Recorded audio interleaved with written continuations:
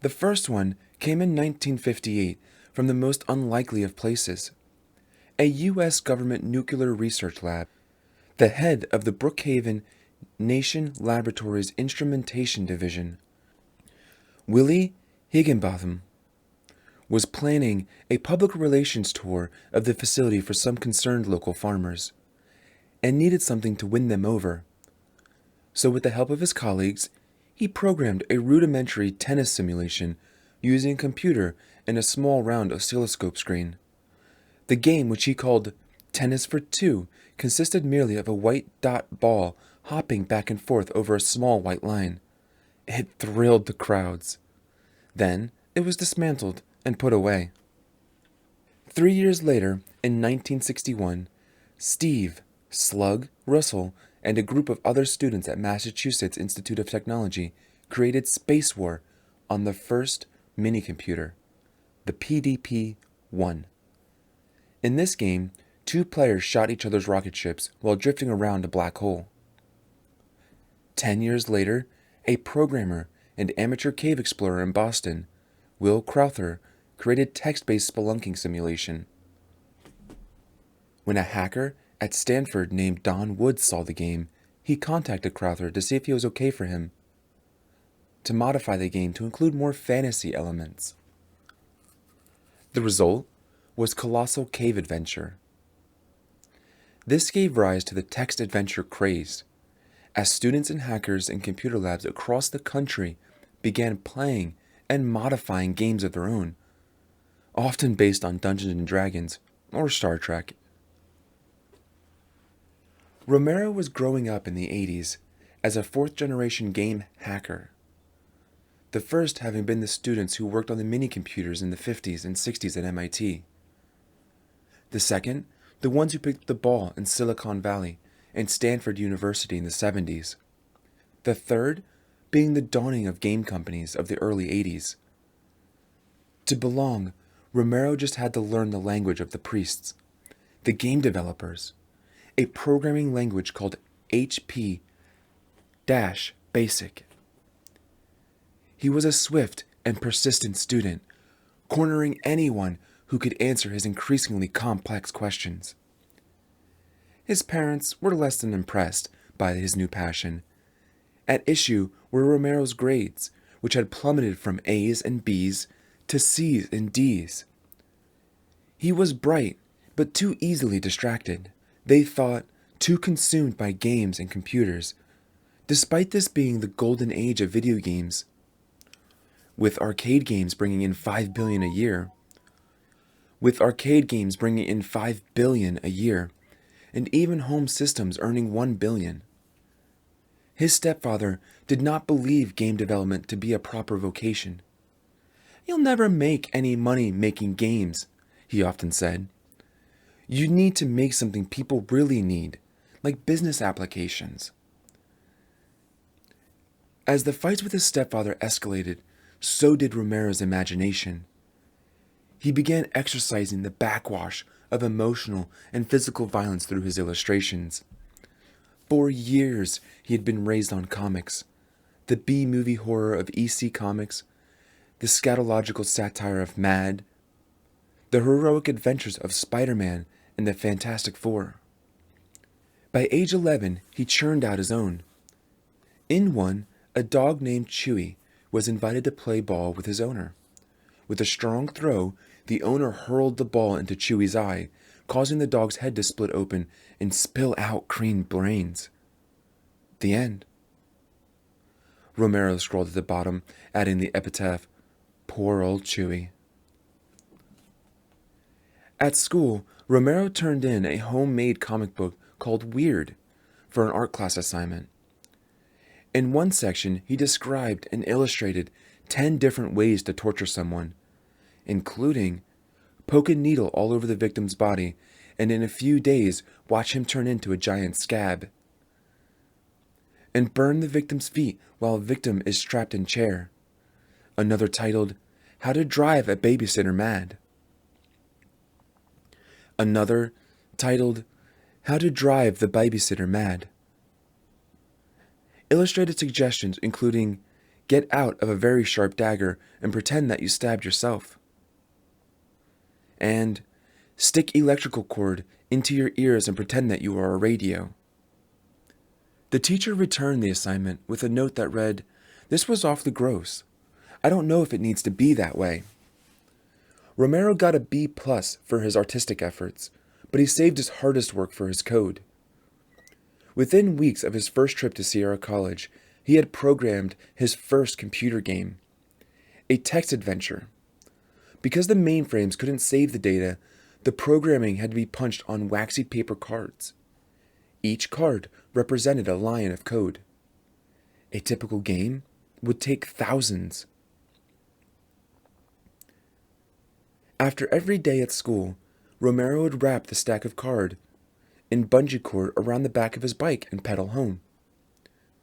When he'd return to the lab the next time, he'd have feed the cards into the computer again to get the game to run.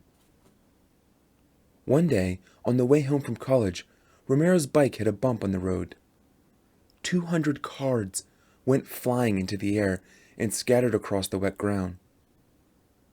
Romero decided it was time to move on. He soon found his next love, the Apple II computer. Apple had become the darling of the indie hacker set ever since the machine was introduced at a 1976 meeting of the Homebrew Computer Club, a ragtag group of California techies. As the first accessible home computers, Apples were ideally suited for making and playing games.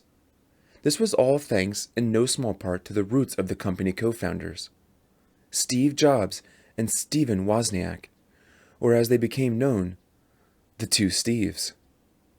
Jobs, a college dropout with a passion for Buddhism and philosophy, took his first job at a startup video game company called Atari in the mid-70s. Atari was legendary because its founder, Nolan Bushnell, had produced the 1972 arcade hit, Pong, a tennis-like game that challenged players to maneuver white strip paddles on either side of the screen while hitting a dot back and forth. Jobs would share the confidence and the brashness of his boss, who had hacked spaceware to create his first arcade game, Computer Space. But Jobs had larger plans to realize with his childhood friend Wozniak, aka Woz, a math whiz who could spend hours playing a video game. Woz was equal parts programming genius and mischievous prankster, known around the San Francisco Bay Area for running his own dial-a-joke phone number. In computers, Woz found the perfect place to combine his humor and his math skills, creating a game that flashed the message, "Oh shit," on the screen when the players lost a round. Jobs recruited Woz to design Breakout, a new game for Atari. This alchemy of Jobs' entrepreneurial vision and Woz's programming ingenuity gave birth to their company. Apple, created in 1976. The first Apple computer was essentially a prototype for the homebrew crowd, priced devilishly at $666.66. But the Apple II, made the following year, was mass market, with a keyboard, basic compatibility, and best of all, color graphics. There was no hard drive, but it came with 2 game paddles. It was made for games. Romero had first seen the stylish beige Apple II computers up at Sierra College. While a mainframe's graphics were capable of, at best, spitting out white blocks and lines, the Apple II monitor burst with color and high-resolution dots. Romero had spent the rest of the day running around the lab trying to find out all he could about this magical new box. Whenever he was at school, Romero played the increasingly diverse lineup of Apple II games. Many were rip-offs of arcade hits like Asteroids and Space Invaders. Others showed signs of true innovation. For instance, Ultima, Richard Garriott, aka Lord British, the son of an astronaut in Texas, spoke in Middle English, and created the massively successful graphical role-playing series of Ultima games. As in Dungeons & Dragons, players chose to be wizards or elves, fighting dragons and building characters. The graphics were crude, with landscapes represented by blocky colored squares. A green block, ostensibly a tree. A brown one, a mountain. Players never saw their smudgy stick figure characters attacking monsters. They would just walk up to a dragon blip and wait for the text explanation of the results. But gamers overlooked the crudeness for what the games implied. A novelistic and participatory experience. A world. Ultima also showed off the latent entrepreneurship of this new breed of hackers. Garrett came to fame in the early 80s through his own initiative.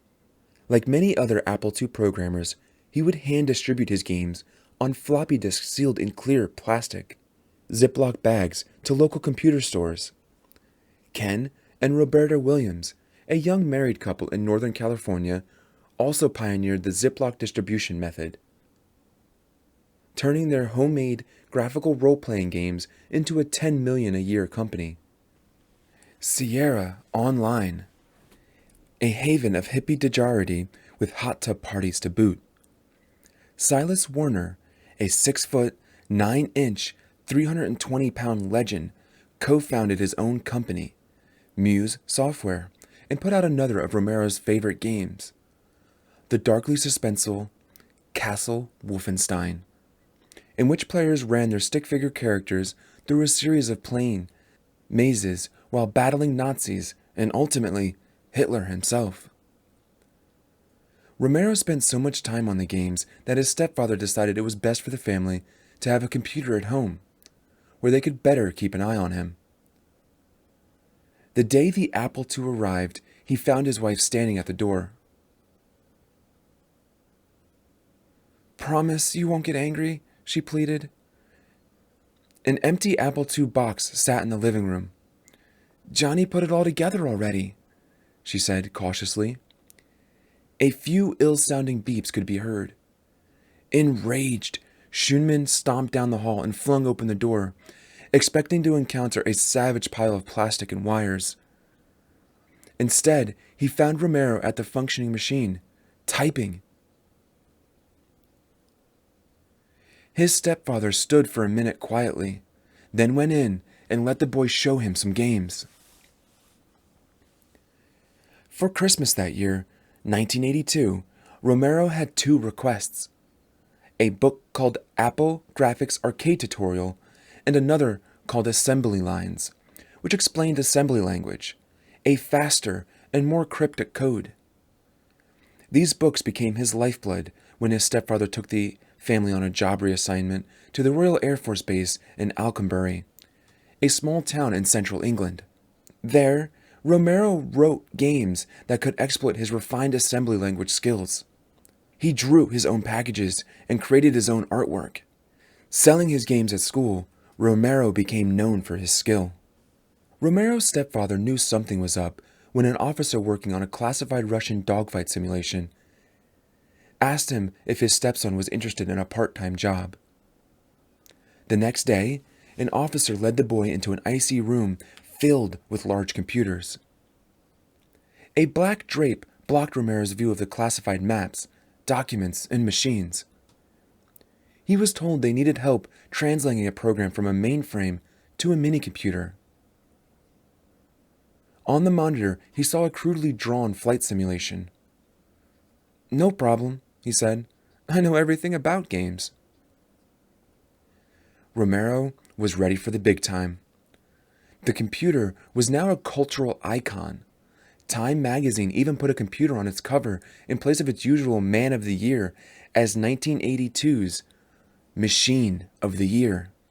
Games for the computer were becoming all the more enticing as video games. These were made for systems or consoles that hooked up to television sets. Unfortunately, it collapsed with a resounding crash. A surplus of games and hardware had led to $536 million in losses for Atari alone in 1983. Meanwhile, home computers were gaining speed. Commodore's VIC-20 and 64 computers helped it surpass Apple with $1 billion in sales. And these computers needed games. For a kid working with an Apple II, there were two ways to get published in the nascent industry. The big publishers like Sierra and Electronic Arts, Romero found, were fairly inaccessible. More within his reach were the enthusiast magazines, which, to save costs, printed games as code on their pages. To play, the reader would have to type the program laboriously into a computer. While in England, Romero spent every spare moment in front of the Apple, working on games to send away for publication. The resulting slip in his grades angered his stepfather, reviving old battles and inspiring for Romero new comics he called Melvin. The action was always the same. Melvin, a boy, would do something his father, a bald guy with sunglasses, like his stepdad, had told him not to do. Then suffer the creative grisly consequences. In one strip, Melvin agrees to do the dishes, but instead disappears to play computer games. After discovering this, his dad waits until Melvin is sleeping, runs into his room screaming, "You little fucker!" then punches his face into a bloody, eye-popping pulp. Romero wasn't the only one who found release in violent comics. Kids at school would sneak him ideas for how Melvin should meet his doom. Romero drew them all, exaggerating every opportunity for scatological gore. He was much admired. The attention changed him. He was listening to heavy metal, Judas Priest, Metallica, Motley Crue. He dated a half-dozen girls. The one he liked best soon became his girlfriend, a popular, intelligent, and outgoing daughter of a respected officer. She had him buy button-down shirts, wear nice jeans, and contacts. After years of being beaten down by his father and his stepfather, Romero was finally getting recognition. At 16, Romero was just as eager to have success with his games. After 8 months of rejections, the good news came on March 5th, 1984, from an Apple magazine called Insider.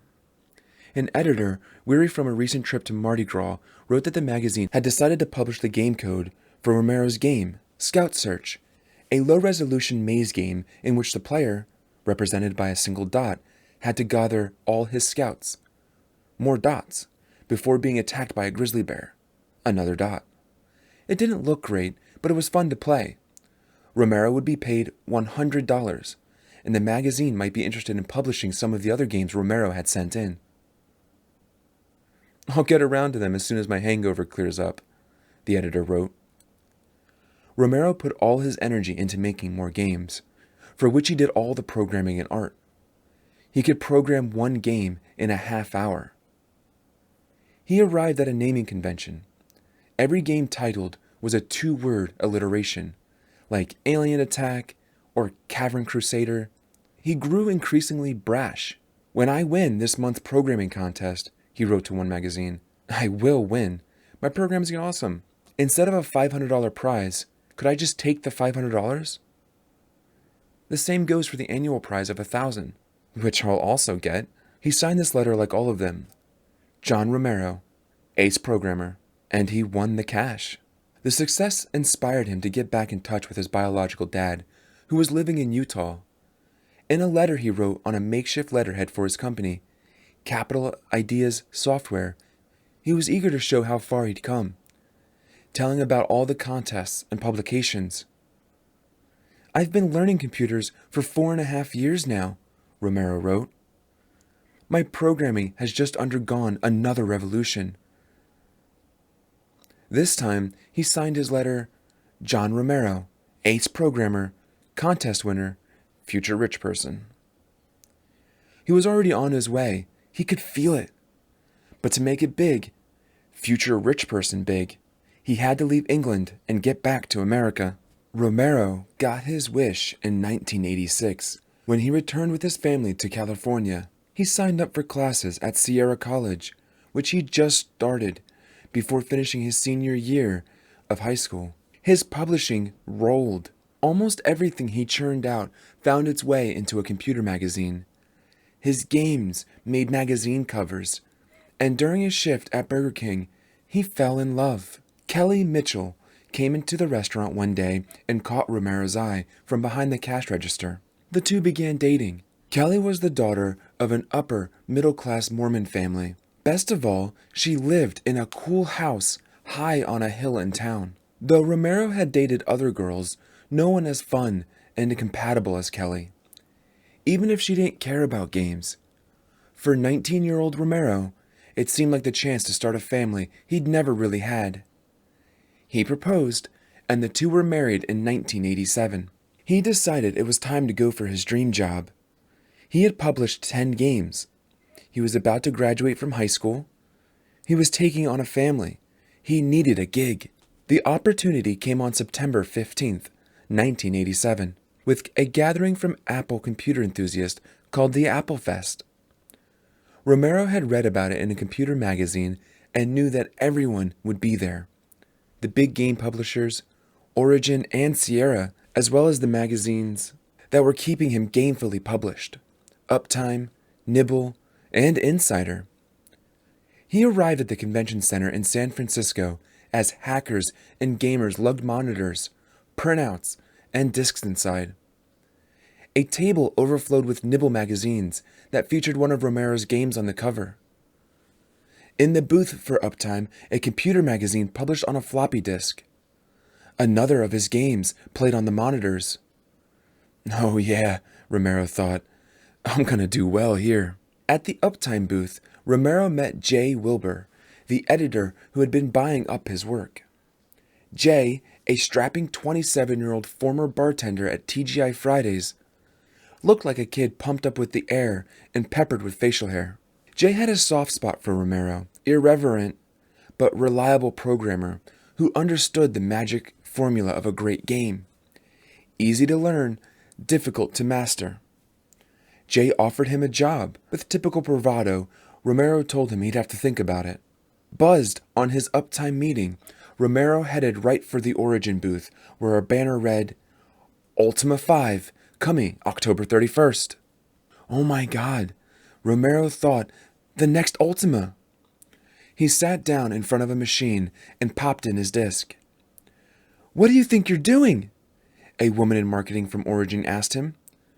You're taking our game out of our machine. You're not supposed to do that. Romero tapped a few keys. Look at this, he said. On the screen appeared a maze chase. He had written it using a complicated program that doubled the resolution of the graphics, making it look, essentially, twice as colorful and pristine. So-called double-res graphics were considered the high art of programming. And here was this skinny kid showing off some game that looked even better than the Ultima version on screen. The woman only had one question. Are you looking for a job? 2 months later, in November 1987, Romero was driving across the country, headed for his first day of work at Origin's office in New Hampshire. Eager but broke, he wrote hot checks to pay for toll booth fees. He was driving with Kelly, his pregnant wife. Their first baby was due in February. Kelly was less than thrilled about heading off into the snow, but Romero had convinced her in his charming and enthusiastic way. His life as an ace programmer and rich person was on its way, he promised. The promise fell through. Despite his immediate success at Origin, Romero took the gamble of joining his boss, who was leaving to start a new company. It was a bad bet. The startup couldn't drum the requisite business. Before long, Romero, now 21 years old with a wife, a baby boy, Michael, and another child on the way, was out of a job. The strain was beginning to wear on Kelly. Romero's hyperbole seemed to have no payoff, and she returned to California to have her second baby near her parents. Romero had to call and tell her that there was nothing, no job, no apartment. He was sleeping on a friend's couch. But Romero wasn't going to lie down and die. He had a dream to pursue, and a family he loved. He could be the dad he'd never had himself. The kind of dad who would just not support his kids' games, but play them. Romero phoned Jay Wilbur to see about a job at Uptime. Jay told him that he was leaving Uptime to join his competitor, Softdisk, in Shreveport, Louisiana. Maybe, Jay suggested, Romero could get a job there too. Romero didn't hesitate. Sure, he'd go to Shreveport. The weather was there. The games were there. And so, he hoped, were the most hardcore of gamers.